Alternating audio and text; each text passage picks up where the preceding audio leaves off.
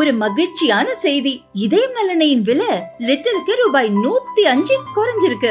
September 2023ல 1 litre இதயம் நல்லெண்ணெயின் அதிகபட்ச விலை ரூபாய் 503. ஆனா இப்ப 1 லிட்டர் இதயம் நல்லெண்ணெயின் விலை ரூபாய் 398 மட்டும்தான் தமிழ்நாட்டுல.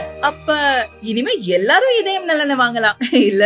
தன் பணியில் தலையீடு இருப்பதால் வேலையை ராஜினாமா செய்வதாக போலீஸ் இன்ஸ்பெக்டர் ஒருவர் உள்துறை செயலருக்கு கடிதம் அனுப்பியுள்ளது அதிர்ச்சியை ஏற்படுத்தியிருக்கிறது. ராமநாதபுரம் மாவட்டம் திருவாடானை உட்கோட்டம் ஆரிஸ் மங்கலம் போலீஸ் ஸ்டேஷனில் இன்ஸ்பெக்டராக பணியாற்றி வருபவர் சரவணன் 16 ஆண்டுகளாக காவல்துறையில் பணியாற்றி வரும் அவர் தமது அதிகாரத்தில் முகாம் அலுவலக ரைட்டர் தலையிடுவதாக கூறி உள்துறை செயலருக்கு கடிதம் ஒன்றை எழுதியுள்ளார்.